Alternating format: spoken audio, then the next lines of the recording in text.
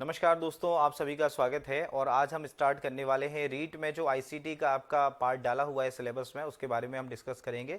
और regular classes आपको हमारे चैनल पर प्रोवाइड कराई जाएंगी। देखिए, सबसे पहले हम बात करें कि रीट में जो आईसीटी का जो आपका पार्ट डाला हुआ है, पहले ये क्या होता था कि लेक्चरर फर्स्ट ग्रेड में और नेट में ये पार्ट आपका आता था। नेट का जो फर्स्ट पेपर होता था जनरल पेपर, उसमें और लेक्चरर में फर्स्ट जो आपका फर्स्ट ग्रेड का एग्जाम है उसमें डाला जाता था। आईसीटी डालने का मुख्य जो उद्देश्य है वो ये है कि आजकल जो टेक्नोलॉजी चल रही है वो एजुकेशन में यूज़ की जाए, बच्चों को पढ़ाने में, टीचर्स की ट्रेनिंग में, सारी चीज़ों में उनको यूज़ किया जाए। ठीक है।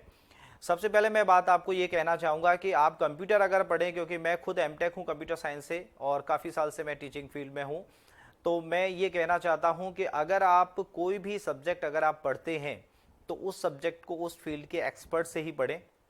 क्योंकि जब आप बीमार होते हैं तो आपको ऐसा लगता है कि आप किसी फिजिशियन के पास जाते हैं जनरल बीमारी होने पे, लेकिन अगर कोई गंभीर बीमारी होती है तो आप एमडी के पास जाते हैं, स्पेशलिस्ट के पास जाते हैं कि हड्डी रोग विशेषज्ञ ये है, पेट का ये है, इस तरीके से। ठीक है। तो आप क्यों जाते हैं? वो इसीलिए जाते हैं कि उससे आपको विश्वास है कि ये आदमी उसको, हमारी बीमारी को, इसको डायग्नोज करेगा और हमें ढंग से ट्रीटमेंट देगा। तो वही सिस्टम एजुकेशन में होता है कि आप एक ही जो सब्जेक्ट है वो बहुत ज़्यादा अथाह सागर है।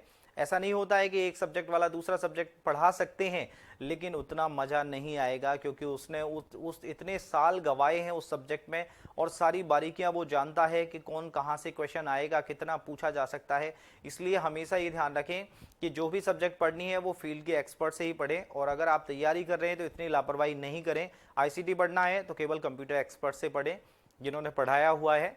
ठीक है ना। तो देखिए, लेवल फर्स्ट, लेवल सेकंड में जो आईसीटी में जो आपका कंप्यूटर आता है उसके बारे में हम डिस्कस करेंगे। ये हमारा चैनल है जय सॉफ्ट, सभी लोग अपना प्रचार करते हैं तो मैं भी अपना प्रचार कर रहा हूँ, लेकिन इसमें आपका फ़ायदा है। ठीक है ना। इसमें फ़ायदा आपका आपका ज़्यादा है, आप लोगों का जो भी इस चैनल से जुड़े हुए हैं। फ़ायदा ये है कि आपको घर बैठे सारी चीज़ें आपको आईसीटी की मिल जाएंगी, कहीं भटकना नहीं पड़ेगा। काफ़ी साल से मैं नेट में और लेक्चरर में आईसीटी पढ़ा रहा हूँ, तो आपको आईसीटी के सारे क्वेश्चंस वगैरह सारी चीज़ें आपको मिल जाएंगी। काफ़ी मेरी रिसर्च चल रही है अभी, आईसीटी के क्वेश्चंस को मैं सबको कलेक्ट कर रहा हूँ, कौन कौन से क्वेश्चन पूछे जाते हैं, कैसे कैसे पूछे गए हैं, पुराने जो मेरे पास मैटर है सबको मिला के कोशिश यही है कि आपके 5 के 5 क्वेश्चन बिल्कुल भी सही हो पाए, 100% आपका काम सफल हो। ठीक है। और अगर अदर तैयारी अगर कोई कर रहा है कंप्यूटर की, जैसे मान लीजिए प्रोग्रामर की है, सूचना सहायक है, जूनियर अकाउंटेंट में कंप्यूटर आता है, ठीक है, पुलिस में, पटवारी में, जहाँ भी कंप्यूटर आता है, तो उसके लिए अगर आपको पढ़ना है, क्लासेस लेनी है, रिकॉर्डेड वीडियो लाइव क्लास लेनी है, तो जय सॉफ्ट क्लासेस के नाम से हमारा प्ले स्टोर पे हमारा एप्लीकेशन है, उसको आप डाउनलोड कीजिए, सब्सक्राइब करिए, वहाँ पे आपको क्लासेस मिल जाएगी। बिल्कुल आसान भाषा में, आपको कहीं समझ में नहीं आया वो चीज़ें आपको समझ में आ जाएगी। नेक्स्ट, इसके बाद में आईसीटी की अगर हम बात करें तो देखो, आईसीटी जो है इंफॉर्मेशन एंड कम्युनिकेशन टेक्नोलॉजी की क्लासेस हम अगली क्लास से स्टार्ट करेंगे। पहले थोड़ा आपका ओवरव्यू बता देता हूं कि 10 नंबर का ये आएगा आपका। ठीक है। 5 क्वेश्चंस आएंगे, 10 10 मार्क्स के।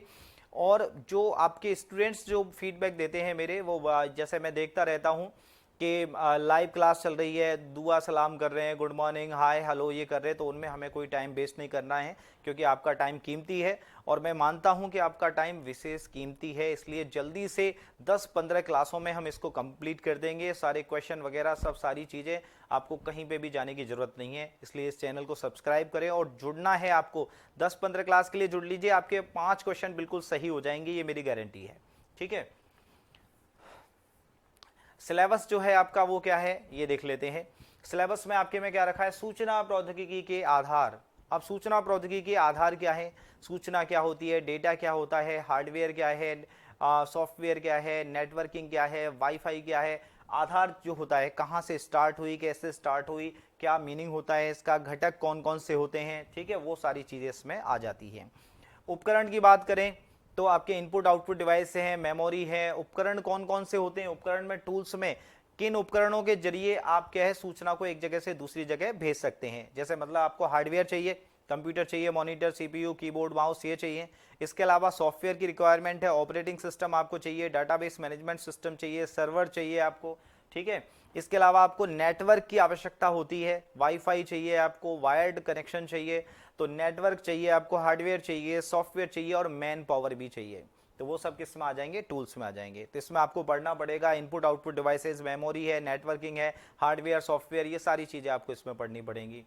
अनुप्रयोग का मतलब कहाँ कहाँ पे इसको हम यूज़ करते हैं, तो हम यूज़ करते हैं, देखो कंप्यूटर असिस्टेड इंस्ट्रक्शन है, कंप्यूटर सहायक अनुदेशन है, कंप्यूटर सहायक अधिगम है, वो सारी चीज़ें जो हैं टूल्स कौन कौन से होते हैं, विजुअल ऑडियो कौन से हैं, विजुअल कौन से हैं, श्रव्य दृश्य सामग्री कौन कौन सी है, परंपरागत स्रोत कौन कौन से हैं, अब नए स्रोत कौन कौन से हैं आईसीटी के, कितनी तरह की टेक्नोलॉजी हैं, वो सब हम बात करेंगे। सूचना प्रौद्योगिकी के सामाजिक प्रभाव, अब समाज पे क्या क्या प्रभाव डालती है, कौन कौन सी टेक्नोलॉजी चल रही हैं, उन सब के बारे में हम डिस्कस इसमें करेंगे। आईसीटी की जनरल चीज़ें हैं, आईसीटी क्या होता है, कैसे है ना ये। इसके बाद सूचना प्रौद्योगिकी के विभिन्न घटक कौन कौन से होते हैं, मैंने अभी बताया हार्डवेयर, सॉफ्टवेयर, नेटवर्क और मानव संसाधन, इन सब पे हम डिस्कस करेंगे। आईसीटी की शुरुआत कहाँ से हुई, आधार की हम बात करें तो प्रिंटिंग प्रेस जो 1438 में थी, गुटनबर्ग से जर्मनी की से हुई थी, ये सब हम पढ़ेंगे, ठीक है ना। आईसीटी की शिक्षा में भूमिका क्या है, परंपरागत तकनीक कौन कौन सी होती हैं, आधुनिक तकनीकें कौन कौन सी होती हैं, वो सब हम पढ़ेंगे।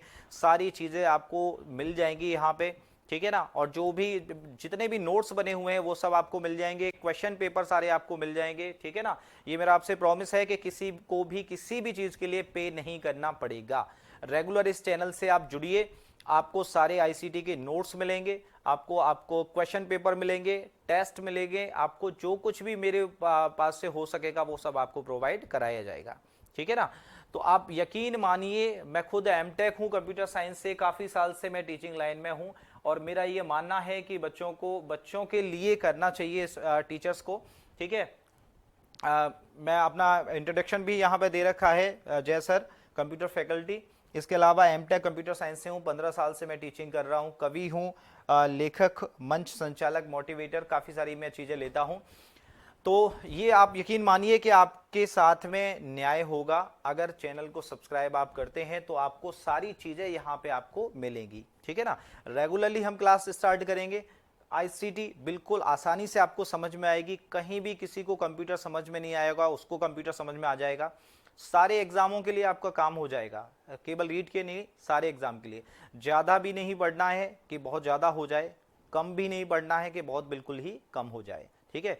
20 लीटर दूध का आधा किलो मावा बना करके आपको दे दिया जाएगा, ठीक है ना। तो इसके लिए हमसे जुड़ें, हमारे चैनल को सब्सक्राइब करें, रेगुलर हमारे आपकी आईसीटी क्लास होंगी, 10-15 क्लासों में आपका आईसीटी पूरा हो जाएगा और पूरा 100% आप सक्सेस रहेंगे इसमें, ठीक है। तो आज की क्लास में इतना ही, ये एक इंट्रोडक्शन था, आगे से आपको नेक्स्ट में classes number by number classes आपको टॉपिक वाइज मिलती जाएंगी। धन्यवाद।